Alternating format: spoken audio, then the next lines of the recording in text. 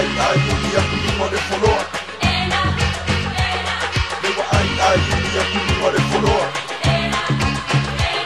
Lewa ai uni aku luma le foloa.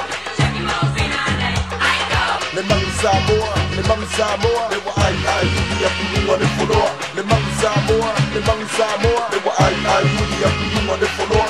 Siva mai noa pese maku amoa. Lewa ai uni aku luma le foloa. Aua ke pone sunga ngawa uma ngawi noa. Ai uni aku luma le foloa. Le mangi Samoa, le mangi Samoa. Lewa ai uni aku luma le foloa. Le mangi Samoa, le mangi Samoa. Lewa ai uni aku luma le foloa. Siva mai noa pese maku amoa. Lewa ai uni aku luma le foloa. Aua ke pone sunga ngawa uma ngawi noa. Lewa ai uni aku luma le foloa. Ai uni aku luma le foloa. Lewa ai uni aku luma le foloa. Lewa uma la bea uma lewa nue mai sunga. Lenga faa mawa dunga le whainga rau whako paku shaki. Sesua povi paua mango le sole. Abelo mai se kiri mapi se kama abeloni. Mangomi mai oni pepi se sanga mai fase oni. A whaia le whainga ngale. Mo si e langa woki papusa mai no se kasi. Makui mai pele pasi lewa kumu mai le pusi. Makua ama mangi whaka. How you doing, baby? Never for you, so I go as a canoe. Kanu wa yo metano mako baila au nga kuto ko me ai fa ala kala ka baile anu sa ukanga puyai pe yo upon makai e popo ka kai ko nei for mai e kenne ka ni mai sila makai ni a me se ani ni e baby se fa ka baby lewa ai uni ya kuwa de folo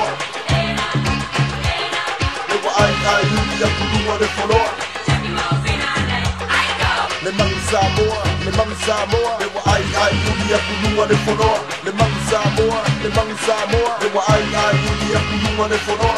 Siva mai noa pese maku amoa. Lewa ai uni aku luma le foloa. Aua ke pone sunga ngawa uma ngawi noa. Lewa ai uni aku luma le foloa. Le mangi Samoa, le mangi Samoa. Lewa ai uni aku luma le foloa. Le mangi Samoa, le mangi Samoa. Lewa ai uni aku luma le foloa. Siva mai noa pese maku amoa. Ai uni aku luma le foloa. Aua ke pone sunga ngawa uma ngawi noa. Lewa ai uni aku luma le foloa. Lewa ai uni aku luma le foloa. Lewa ai uni aku luma le foloa.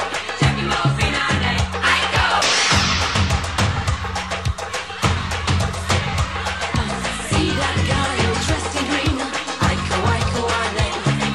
He's not a man, he's a lover machine. Chuck him off in our name. Talking about henna. Aiko ane. Chuck him off in our name. Chuck him off in our name.